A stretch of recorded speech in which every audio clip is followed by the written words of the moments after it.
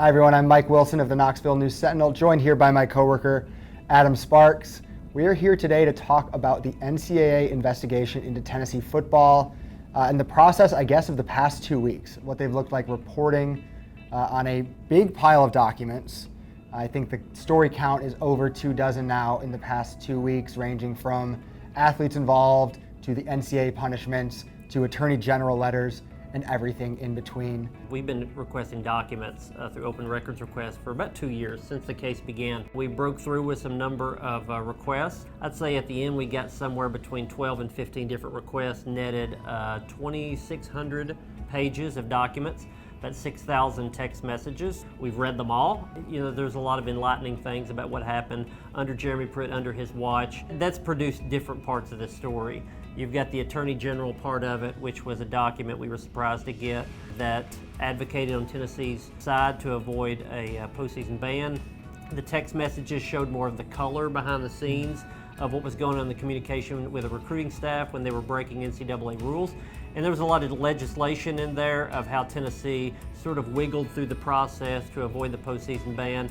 Maybe the most enlightening was the investigative documents. We got those from the independent investigation that Tennessee funded that showed a lot of the ins and outs of how they got to these violations, a lot of the interviews and things like that. We've split this into two. I've sort of covered the institution, the Jeremy Pruitt and coaching side of it, and of course you've jumped into to identifying recruits, that side of it, which has been, I think, even more taxing and I think sort of an interesting way that you've done it. By the time the NCAA announced the findings on that Friday afternoon, I don't know, maybe 10 stories were kind of already ready to rock, thanks to those FOIAs and the massive binder of documents that resulted in. I was drawn to that player side, like you said, and we've kind of been able to supplement each other, I think, really nicely in that way, because you've had the coaching side, the institution, the NCAA punishments, the show causes handed out, everything that's gone into that ready to go. See, when we get these documents, the student athletes, the recruits, their names are redacted, their parents are redacted, so we can't see their names, they're blacked out. What methods did you use to sort of figure out who are these people behind these black splotches on paper? Just the length of the redacted name, that's the only one. No, there's been a lot of different ways of doing that. Those documents are filled with context clues. One of our first stories on a recruit involved was former Georgia tight end Darnell Washington, who's now with the Pittsburgh Steelers, was a 5-star recruit, I believe in the 2019 class. Well, it referenced a Tennessee coach taking a flight from Las Vegas to Tennessee, and cross-referencing those documents showed that was in December 2018, which is when Darnell Washington took an official visit. So there's a lot of ways to kind of hone in on players. There's just context clues, games played, who they signed an NLI with, because it says University for Tennessee, somewhere else it doesn't say that.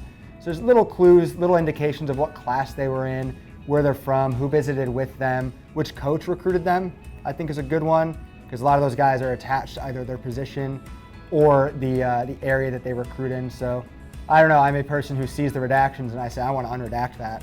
I want to find out what someone doesn't want me to know and make sure that I know it and then can write about it. And I think the readers have seen more interest as much in the players that went elsewhere. I think that's, you know, you can always speculate, but some Tennessee players were involved, some of those transferred and they got immunity deals. But we know a number of players came in, got perks during recruiting through Tennessee, and then did not come to Tennessee. So then you have to ask the question, were they given something to go to another school? Whether that's true or not, I think that's where a lot of the audience's interest has been. I think so too, and that's what's kind of fascinating about this. You see Walter Nolan was one of those recruits, a 5-star lineman who ended up at Texas A&M. Dylan Brooks was a high 4-star in the end defensive lineman who went to Auburn. So the guys we're finding went a lot of different places. There were a good chunk that went to Tennessee as well, most of whom then transferred, as you mentioned. But Adam, what to you, I guess, was the most challenging part when you first saw the volume of documents that were being put in front of you? Text messages, easily. The text messages they're not in any particular order. They're not always chronological. They're from different people in the recruiting staff. Some of the names are redacted, recruits, players, other people involved. And so you have to you think about when we text each other, there's not a clean narrative. It's sort of just little little tidbits. So you have to put those together, match them up with the dates that they're text, look in the documents in the investigative part, and see what was going on behind the scenes when these text messages were being sent, and then you have to build a narrative. I think you talked about complementary. My skill sometimes is building a narrative, sort of forming a story out of the information that I have. And I think yours is really digging into things and seeing stuff that other people don't, and that's helped a whole lot in identifying those players and recruits. We've been having a whole lot of fun over here, if you can't tell, at Knox News lately, just digging into documents, reading, trying to uncover a whole lot of things about what went down in the Jeremy Pruitt regime that ended in January 2021 when he was fired for cause, and so were a whole bunch of staff members as well. We'll continue reporting on this here at Knox News, so stay tuned to all of the latest as we continue to document dive.